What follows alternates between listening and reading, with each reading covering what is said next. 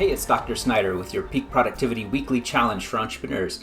So this week, I want to talk about one of the most common criticisms that we hear from people who say, well, why try to be productive? And the criticism is often something along the lines of, what's all this emphasis on productivity anyway? Don't you understand that the point of life is not to just try to always do more? If you pursue this life of more all the time, then you're diminishing your actual quality of life because you're not appreciating what you already have in your life. There's a lot of wisdom in that, but they're missing the point, because being productive is about going after a life that's richer for you. It's about spending more time with your kids. It's about accomplishing more so that you can increase the pay that you give to your employees. It's about trying to increase the value you can create in the world and for yourself by buying back your own free time. So it's not about more just for the sake of more. In fact, one of my mentors often makes the distinction between closer versus more. So you want to establish what your goals are, what you care about, what you want to go after, and then use that as a filter. Does this move me closer to the circumstance that I am aiming for? Or is it just more? Like if I just want more money, more businesses, more clients, more whatever, then you're not using a very good filter to determine whether or not you're actually going to be moving toward your goal or away from it when you've defined your goal as something specific and tangible that you can move toward. But here's the other thing about this argument against productivity is that they're missing the fact that a lot of productivity improvement comes down to stopping doing things, to quit doing the dumb stuff that is actually wasting your time and making you unproductive. It's not always about working harder or bringing a higher level of discipline to your day. Sometimes it's literally just about stopping the stupid stuff you're doing that's preventing you from being as productive as you could be. So let's just consider that in terms of the output per unit of input. You know, if you just think about how hard am I trying versus what am I getting out, then it kind of gets rid of that argument that says, no, you should try really hard and accomplish very little. Well, that doesn't make sense, right? So that's why we embrace productivity and productivity improvements, especially the simple low-hanging fruit things that we can do to improve our productivity with very little effort. And so your challenge this week is about that. So in just a moment, I'm going to ask you to list one thing that you can stop doing because it's actually getting in the way of your goals and your productivity. And so before I do that, let me just prime the pump by giving you a few examples. So one of the common things that productivity experts start with, especially with entrepreneurs, but this can apply to busy CEOs and all kinds of people, is to stop checking your email as often and stop responding as quickly. And it's counterintuitive, but the faster you respond to your inbox and get to inbox zero and clear everything out, the faster you're going to get replies from people. And this is just basic common sense logic that if I respond to somebody about a project or their request, they're going to then get that email and that's the prompt sitting in their inbox to respond quickly. And so then I try to respond quickly. And what we do is we just layer on the speed at which our inbox refills itself.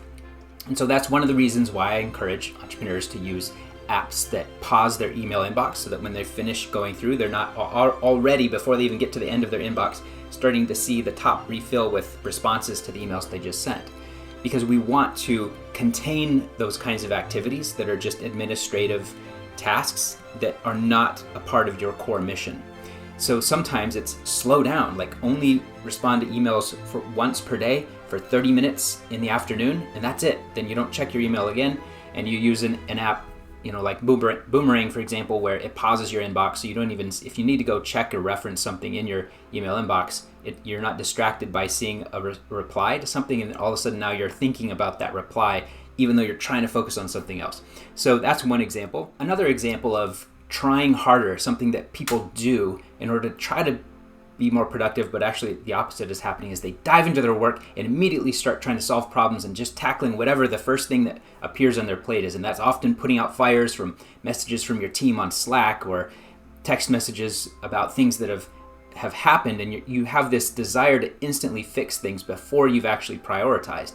So stop diving in and working. The best thing I can do for any entrepreneur is to get them to slow down long enough for 5 minutes even before you start your day to list what are the priorities, what are the long-term things, the real needle movers that I've got to carve out time in my day for, or else I'll never make progress. Just recently, one of my clients told me that the best thing that's ever happened to him was that he followed my recommendation to read Cal Newport's book, Deep Work, and then started creating that chunk of time, that hour and a half or 90 minutes every day to work on his one long-term goal before he even checks his email and Slack and all these various messages. He's making so much more progress than he ever did before with just that 90 minutes of deep work.